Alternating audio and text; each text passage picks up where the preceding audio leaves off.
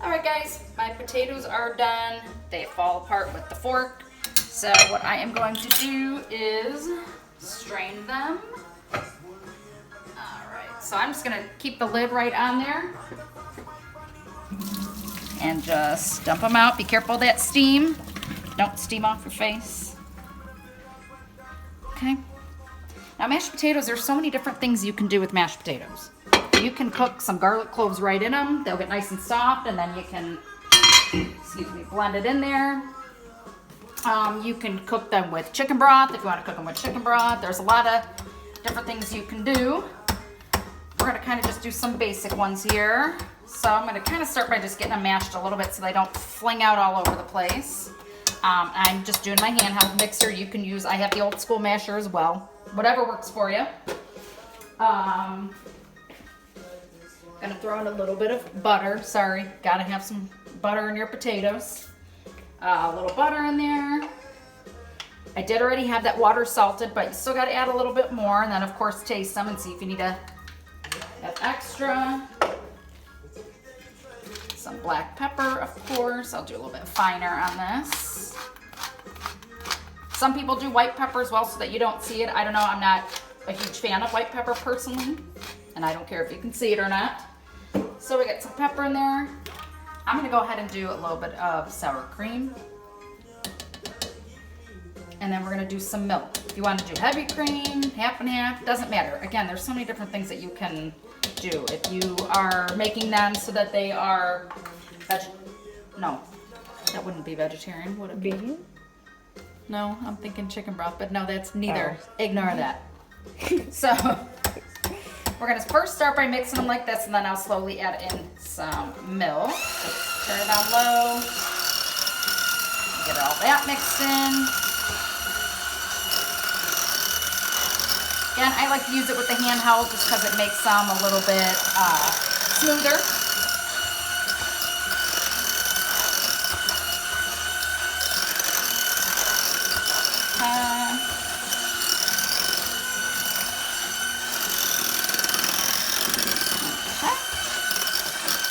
Throw a little milk in there. I do usually do a little bit of maybe like half and half or something, but we're running low. Gotta save it for coffee. All right.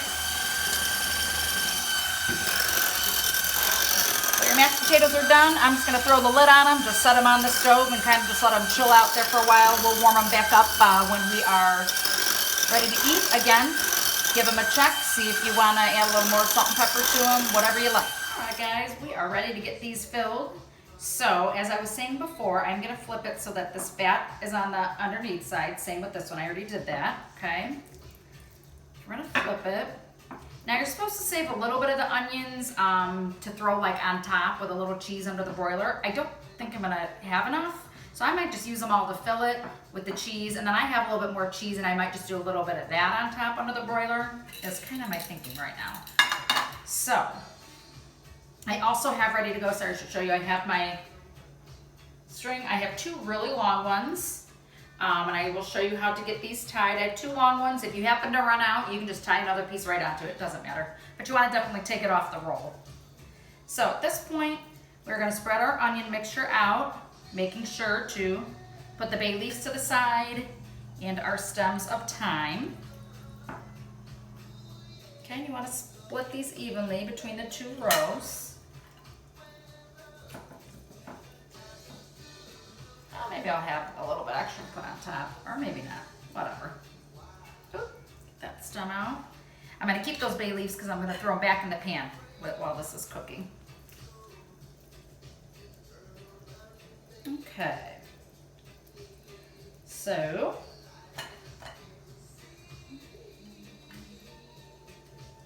this looks pretty good. Okay.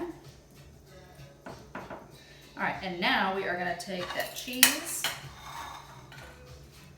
and sprinkle some of that in here as well.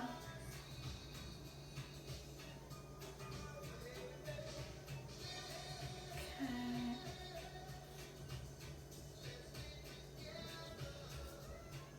All I'm excited to try this. It smells good so far.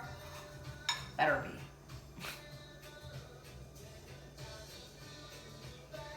All right. All right, and then like I said, I have a little bit more that I may go ahead and just throw on top of it, but I think that's pretty good for the inside. Okay, let me give my hands a quick rinse. Okay. Gotta keep that broth. Okay, so again, I'm not gonna fold it this way because it's definitely not quite wide enough. I think it's just gonna make a mess. So I'm gonna roll it up, but I wanna make sure that that fat stays, is like the last thing to be rolled so that we can sear it. So I'm gonna start on this end and give it a nice tight roll here. Okay, I don't want all this to come out the end, so maybe tuck it back. In fact, I would say leave that end and move all your filling back. Okay. All right. Now, we will get this tied. So I'm going to take one of my strings. So you can do a couple things. You can literally just take pieces, individual pieces, wrap it around, tie it, and then do, I would say probably 3 for this size roast. You know what I mean? So you can just do the individual ones, or we can, I'll show you how to do it so that you just use one piece, okay? So, give it a nice tight tug, do a second knot so that it holds it, okay? So that's your start of it. So then you're gonna take the string, okay? You're gonna come down a little bit, just lift it up, wrap it underneath, okay? You can see it's pulling it this way and that's okay.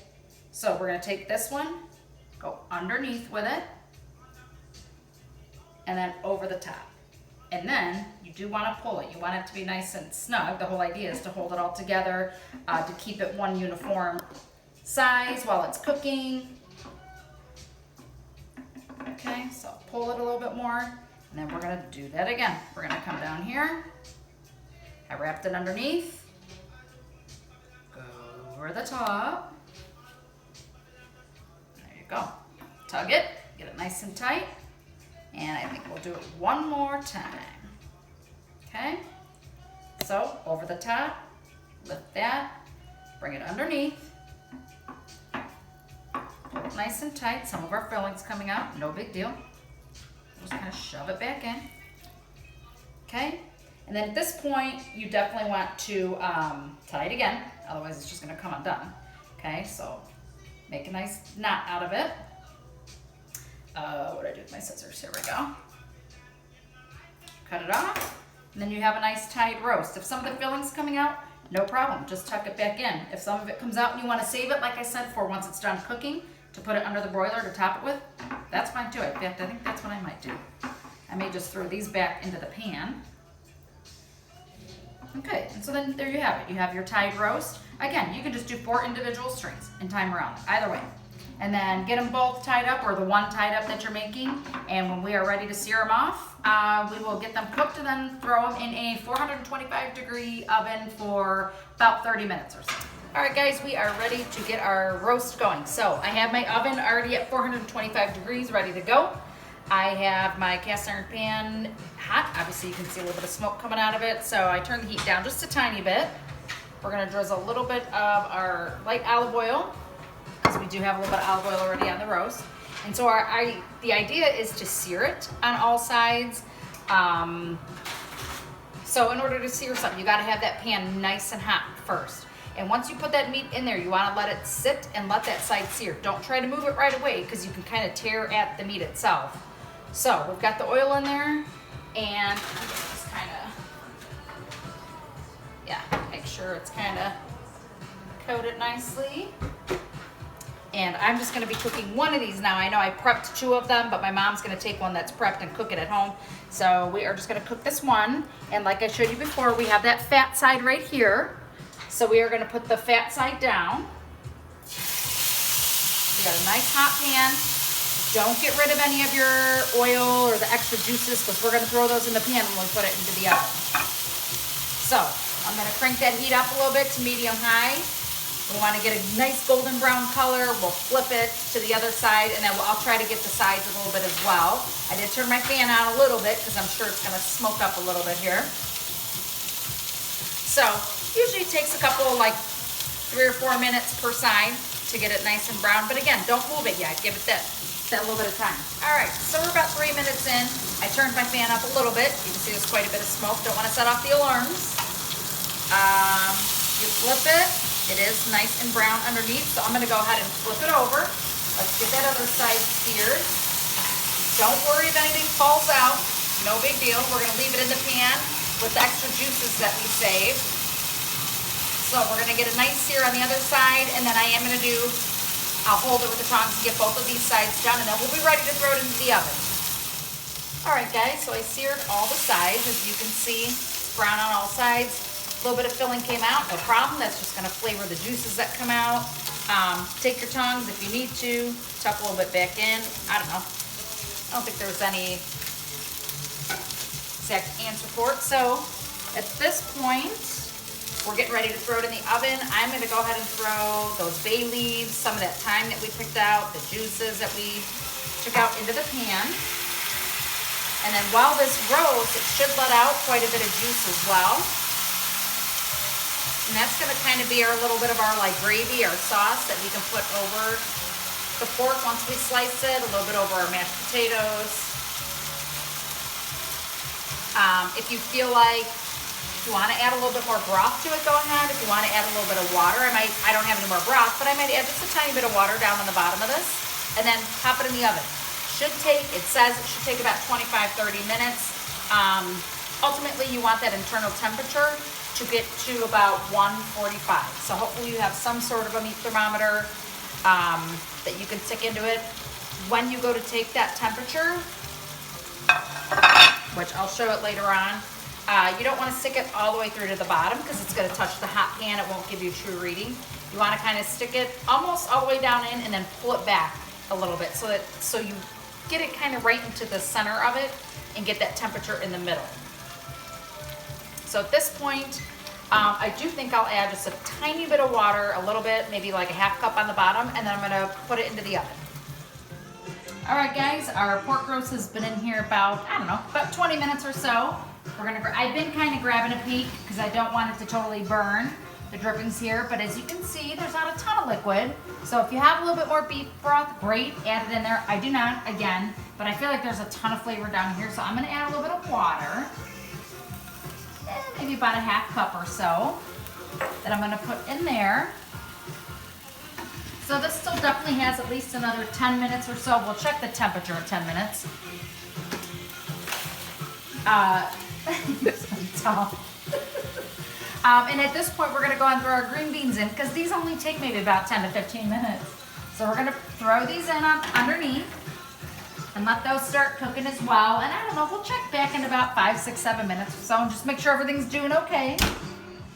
All right, our timer went off, so we're checking everything out in here. So, pork roast, looking good. I'm still not gonna check it for about another 5 minutes or so, but it does have some liquid in there. Our green beans are slowly roasting up down here. Just give them a quick toss. And then fan them out. After you have that oven open, it lets all that heat out, so shut that door. Up here, the brown butter is still melted. I have it over the burner that was just on, so it melted down. If not, just turn it on very low heat and melt it down so it's ready to go. In here was our mashed potatoes. So in order to warm those up, I'm gonna throw the heat on low at this point. I'm gonna throw it on very low. Now, you don't want them to dry out. A very low heat is not a big deal. Just open up that lid, stir them up, close them. You can also do, I guess I could take that off because this isn't hot anymore. You can also do a little bit of milk in there if you want, or a little half and half to warm that up, just to toss them in. But I don't think we need any more. They look pretty good. So we're just gonna let that slowly start warming up, and we'll just give it a stir every couple minutes. All right, guys, so our pork roast has been in here probably a good 25 minutes, actually closer to 30 minutes. So we're gonna check the temperature. My potatoes have been slowly warming up. My butter's ready to go for the green beans, which should be hopefully almost done. So we're gonna go ahead and give this a check and see. All right, turn this on. So like I said, you're gonna stick it in but you don't want it all the way to the bottom. You want to pull it back a little bit. Oh, so it's showing 124. So we still got a little bit longer. So we'll probably check in at about, I don't know, 5 to 7 minutes. All right, guys. So we actually left this in here like another 10 minutes. Took our temperature of it, and it is at 145. So we are gonna let it rest for a couple minutes. I'll just throw a piece of oil over it loosely. My potatoes are still warming up over super low heat. My butter's ready to go for our green beans. We've literally just pulled these out as well. So these cooked in there for about 15 minutes at that temperature. I'm gonna toss them with the brown butter and some squeezed lemon. And then I think we are ready to go. Like I said, we're gonna let this rest for a couple minutes and then we'll get it sliced up.